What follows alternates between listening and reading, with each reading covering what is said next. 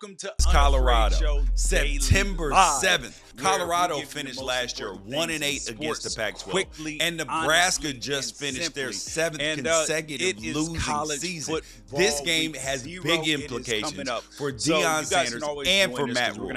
And there is no way for Nebraska to show that they're back any more than having the viewing audience that Deion Sanders provides. If Deion and Colorado win this game, it is going to send a bunch of media frenzy from named last year. It's going to go crazy again, and the people that hate it, y'all can be prepared because it is going to go up. USC versus LSU in Allegiant Stadium, September 1st in Las Vegas. This is a meeting that Lincoln Riley did not want to happen. USC tried their best to get out of this game, and this is the first meeting for those two universities in 40 years. Is here. We're going to look at this Florida State Georgia Tech game and actually talk about who is going to have the best game of the weekend. Not the most popular game of the weekend, but the best game of the weekend. Take a little bit of a peek at what's going on next week because college football is upon us, and who's going to, and if this game in particular has any ramifications for the college football playoff. Oklahoma State is doing something very, very unique. They're trying a new NIL gimmick with putting QR codes on the back of their helmets. And now, is this going to work? Is this going to be received like Colorado putting their IG names on the back of their jerseys and all that in between? But we're going to start though. Quarterback ones. So there was a bunch named. Now, one of the most prominent positions in all of college football this year is over at USC because you had Jaden Maivia, kid that transferred over from UNLV, and Miller Moss really battling it out for the QB1 position. Now, Miller Moss had a big-time bowl game, which people were excited about, was through 5, 6, 7 touchdowns. It was a lot. And so people were excited, but, it was a bowl game. And Miller Moss has been a kid that has stuck it out. Now, when people talk about kids who they don't want competition. Kids are scared of competition. They're scared of competing. They just want to run away. Well, Miller Moss is a kid who has done the complete opposite. He has stuck it out, even though the Heisman Trophy winner Caleb Williams transferred in. What did Miller Moss do? Stick it out. They recruited Malachi Nelson. What did he do? Stick it out. Malachi Nelson's gone over at Boise State, and we'll talk about his situation as well. So, and this is a kid that didn't play his senior year of high school football. So he's thrown 92 passes in games in 4 years. That's sticking it out, and he's in a good position for it. And USC, their entire season is going to be hinged upon two things. Number one, obviously, the defense has to play better than it's played in the last couple of years, and that's going to be important. But you also have their quarterback position and Miller Moss. Now, people aren't expecting him to be Caleb Williams, but if he can come out and play efficiently and play well, now he's different than every other quarterback that Lincoln Riley has had since he's been there. He doesn't run like Kyler Murray or Jalen Hurts or Caleb Williams or Baker Mayfield. So this is going to be a test for Lincoln Riley as well as in terms of style of play of his quarterback, as well as it's going to be a test for Miller Moss. Because if he can pass this test, that'll be another quarterback that Lincoln Riley ends up in the first round into the NFL. And I'm not putting that above Miller Moss because of what Lincoln Riley has done so many times. Now, the next quarterback, this kid transferred from Texas. He was a kid that, didn't have a ton of high school experience either in Maalik Murphy, but he's a kid that looks good getting off the bus. And when I say that, I mean, like when he gets off the bus, you're like, wow, like that's the kid was impressive in high school. Big, strong, got a chance to see him in person. And he was playing behind Quinn Ewers at Texas. And then he transfers to Duke, wins the starting job. And Manny Diaz, his head coach, says that his preparation, work ethic, and productivity have made him QB1. And Murphy loved Texas. This is a kid who didn't want to leave, but that QB room is deeper than the Gulf of Mexico. And so he was like, yeah, it's time for me to get up out of here, especially when Quinn Ewers decided to come back for this season. It was probably the right move, and now he's got his own shot. Now, here's the interesting part about Duke is that most people have them picked to finish, out of the 17 teams in the ACC, somewhere in between like 13 and 17. So if Maalik Murphy plays well, Manny Diaz, his defense is going to be a pretty good, even if it's not where it needs to be right now, in short order, he's going to be putting out a really good defense. Now, if he can get good production out of Maalik Murphy and this offense, because Duke has been a hotbed for transfers as well, then this is a team that there's no shot they win the ACC, but there's a difference in finishing in, 4th to 7th than it is 13th to 15th in a super deep conference like the ACC. Next up, we got Boise State. And now, remember I mentioned Miller Moss over at USC.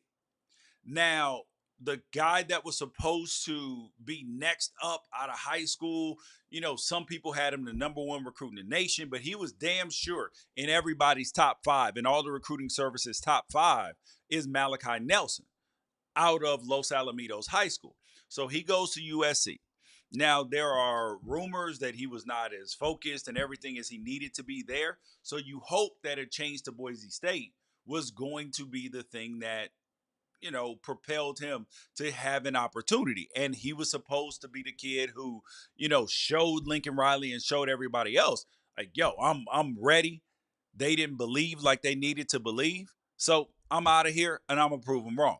Well, he got beat out by Maddux Madsen, a kid who split time last year.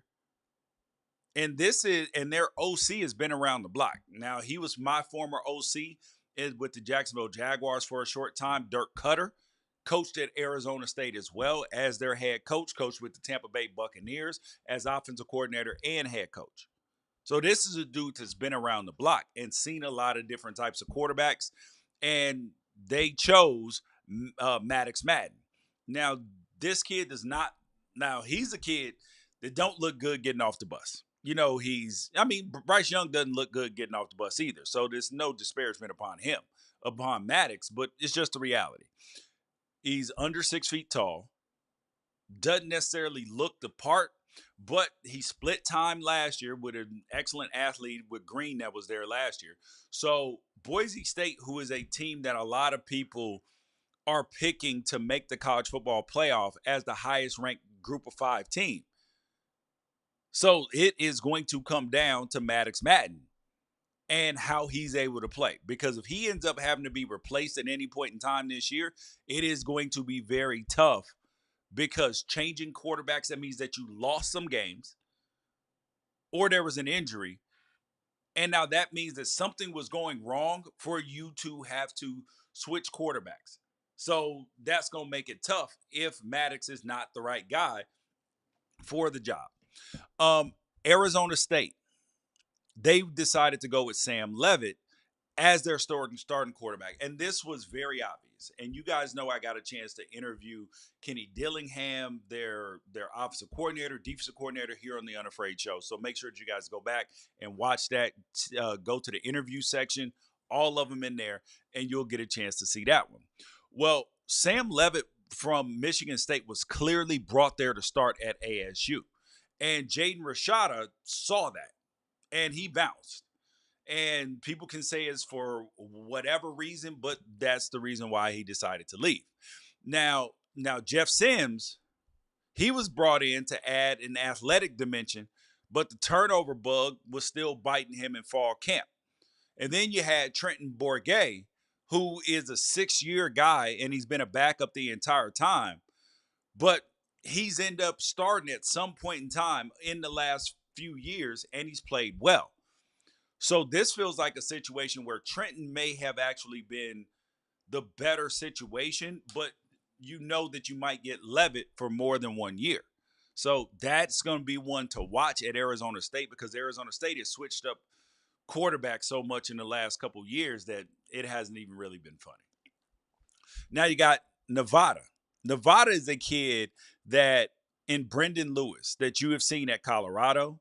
You saw him starting last year as well. And he was in a quarterback competition against Chuba Purdy, who is Brock Purdy's brother, who's a pretty good player, and he had transferred in, and he's been out for a decent amount of time, been dealing with a shoulder injury. So Brendon wins the job there. Now, he was a kid, Lewis, who was a kid who looked like a bright spot for Colorado in 2021, but he's only thrown 2 touchdown passes in 136 attempts in the last 2 years. So is he going to be able to hold on to this job for the rest of the season after Chuba Purdy is healthy? That's one to watch over at Nevada. Over at Baylor. And remember, we have their head coach, Dave Aranda, on the pressure cooker this year. He's under the pressure cooker for coaches, and he's on the hot seat for coaches, because Baylor has to win this year. Like, this is not one of those years where you can just show, where you can just get by and you say, this is an aberration for the coach. Because Baylor, the last 2 seasons, has underperformed dramatically. And now they're going with Dequan Finn as their starting quarterback, according to Dave Wilson and Adam Rittenberg yesterday. Now, this kid, Finn, was a 3-year starter at Toledo, the Maction's most valuable player last year, 2,600 yards, 22 touchdowns, 9 interceptions. So now, and he helped his team go to an 11-2 record and the MAC championship last year. So this is going to be a big departure from what they got out of Blake Shapen last year, who had started 23 games for the Bears over his 3 seasons. And he was an honorable mention all Big 12 last year, but then he transferred to Mississippi State.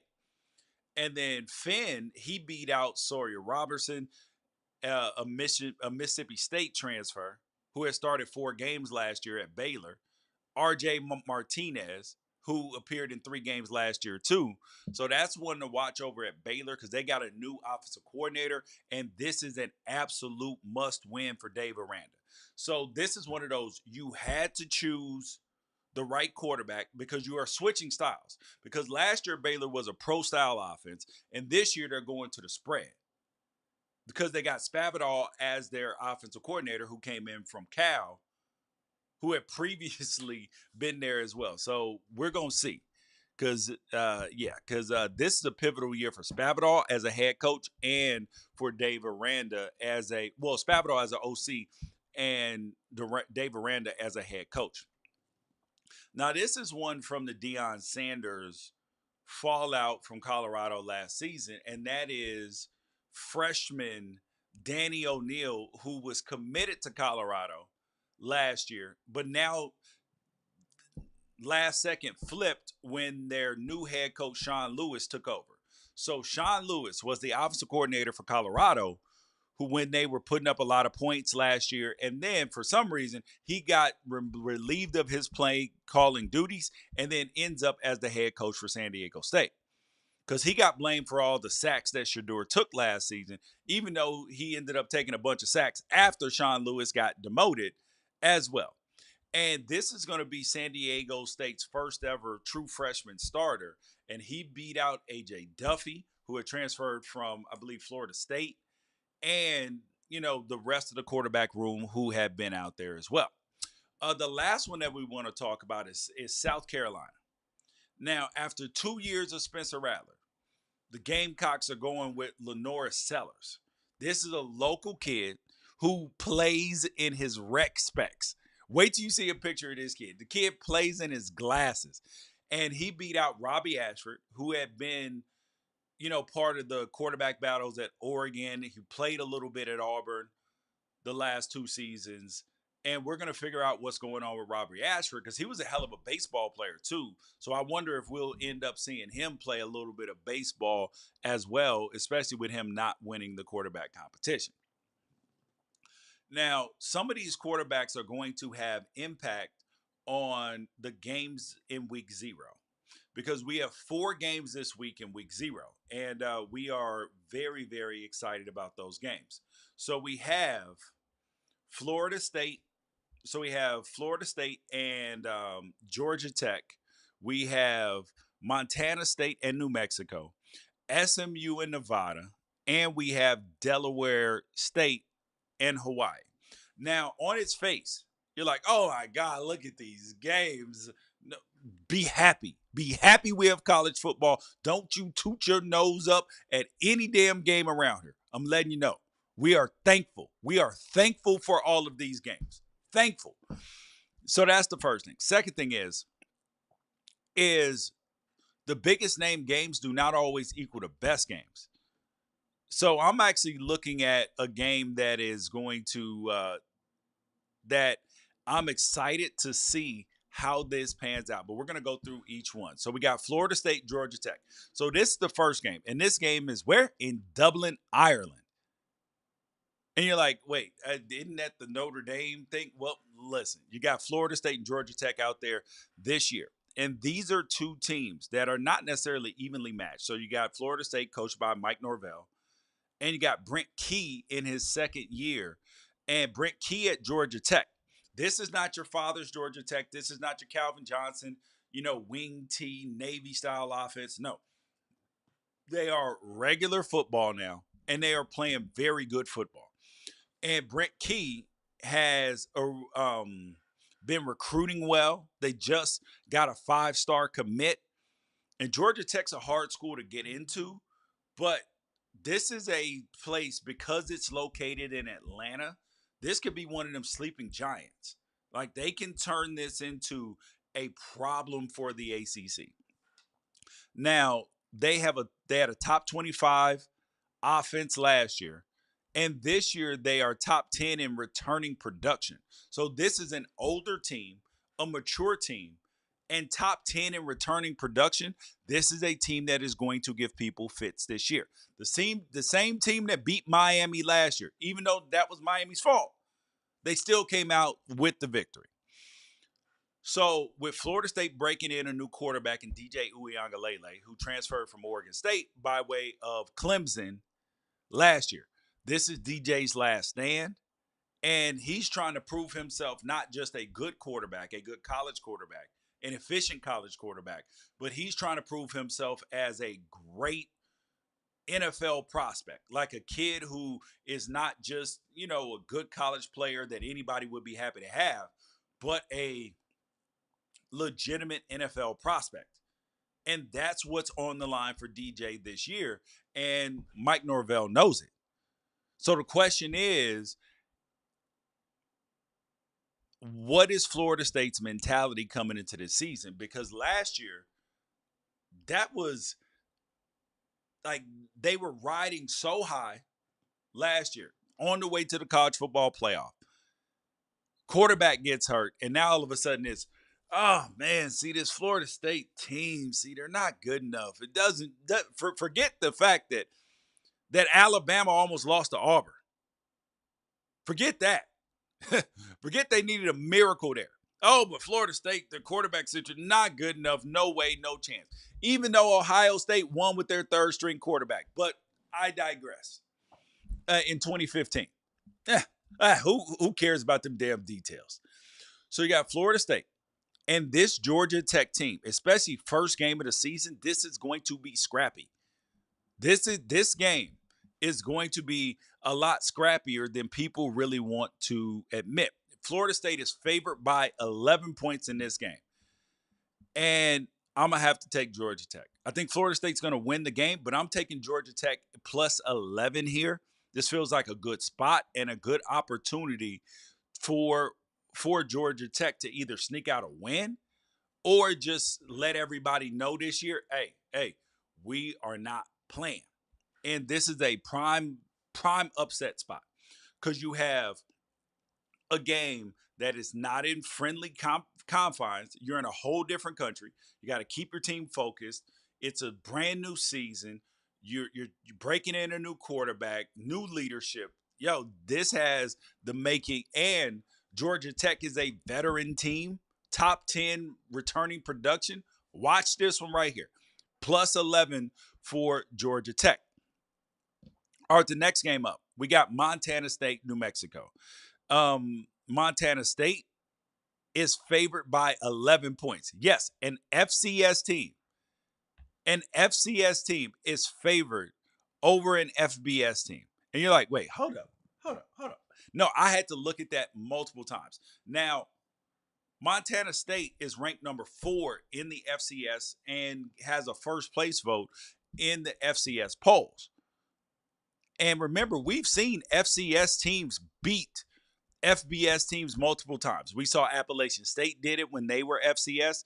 Montana beat Washington a few years ago. North Dakota State has beat teams. Eastern Washington has come close as well.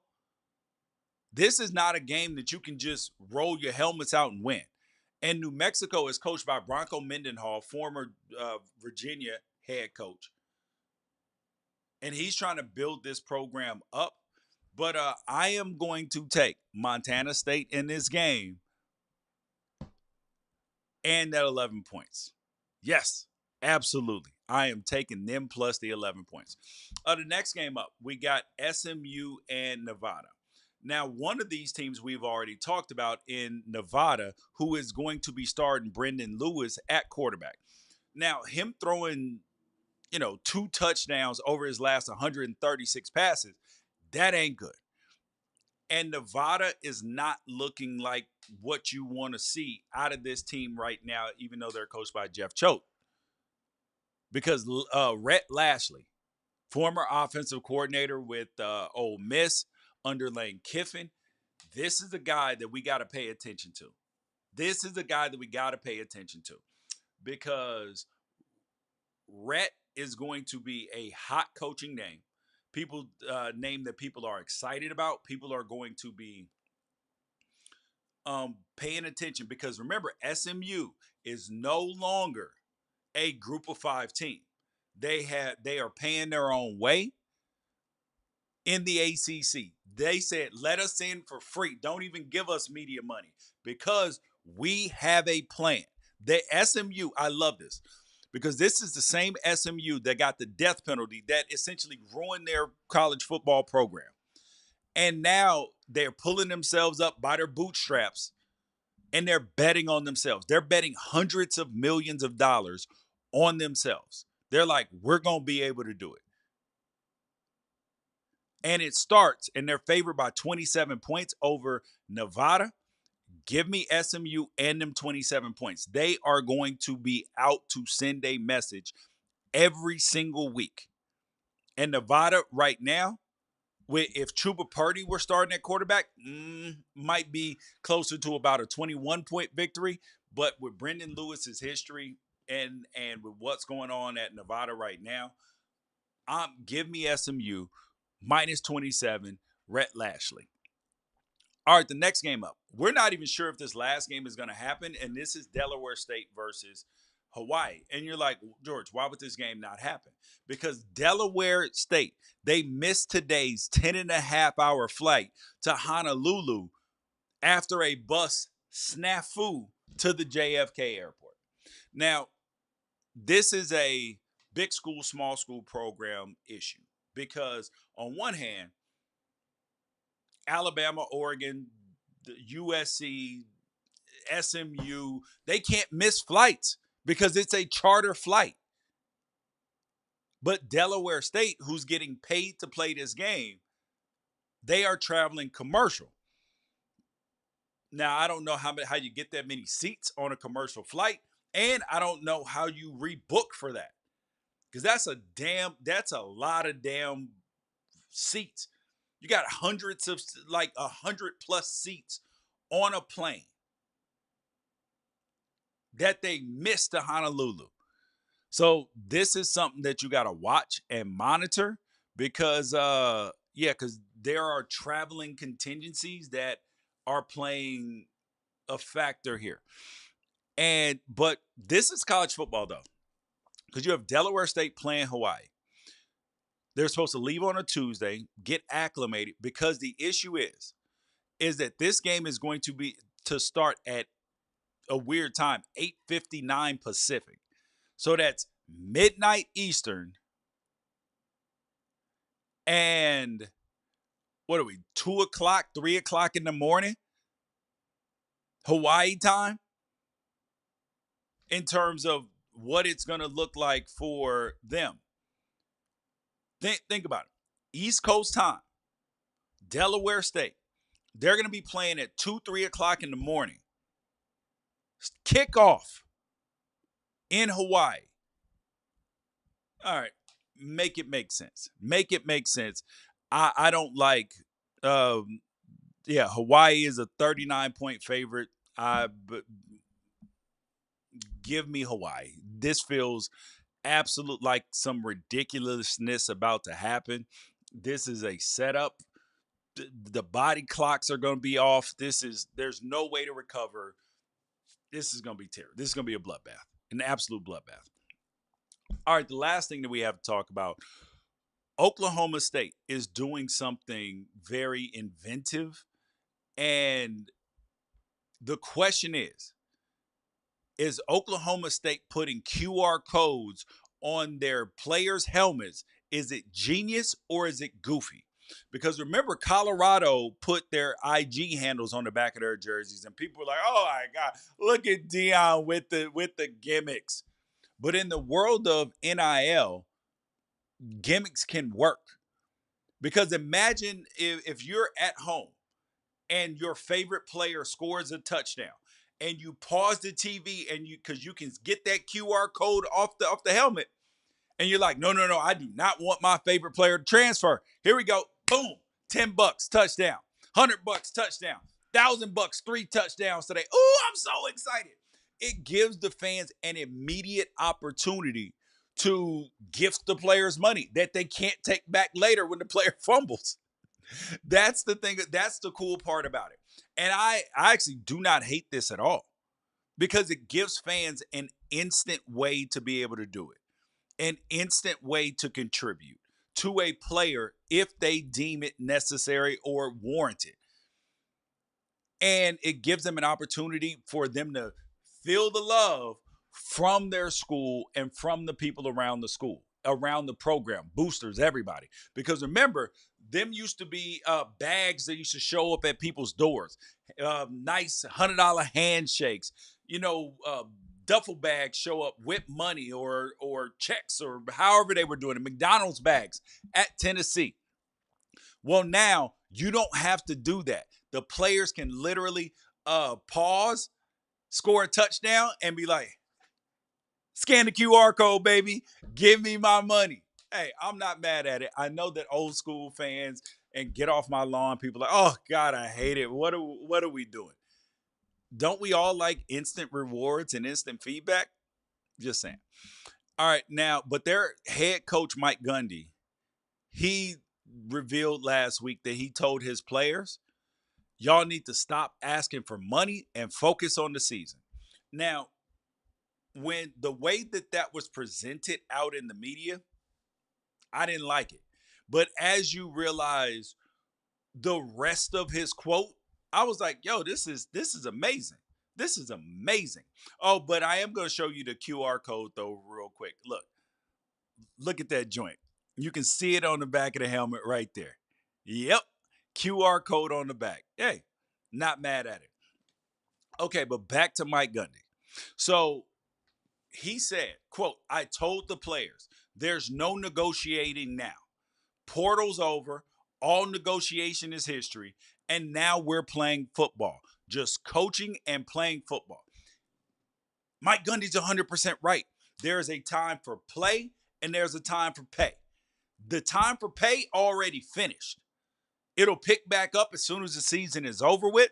But there's a time for play and there's a time for pay. And it is play time right now. So we're not talking about no NIL. We're not asking for more money. I don't care if you score 16 touchdowns in one game. You break every NCAA record during the season. We are not talking about money during the season. You know when we will talk about money? Soon as the season is over with. Yep, you are the best back. You're Ollie Gordon. Guess what? We got you. We got your bread, homie. Don't worry about it. But we're not negotiating during the season. Because if we negotiate during the season and you end up getting beat out, do we need to renegotiate? Exactly, no, because that will only cause more problems on your team. Earn your money on the field, players. Don't be worrying about that during the season because there's a time for play and a time for pay. And you guys, this is the time for the Unafraid Show live. Make sure that you guys like, subscribe, tell a friend, and be back here tomorrow in between 12:30 and 1 o'clock. We will get started. Peace out.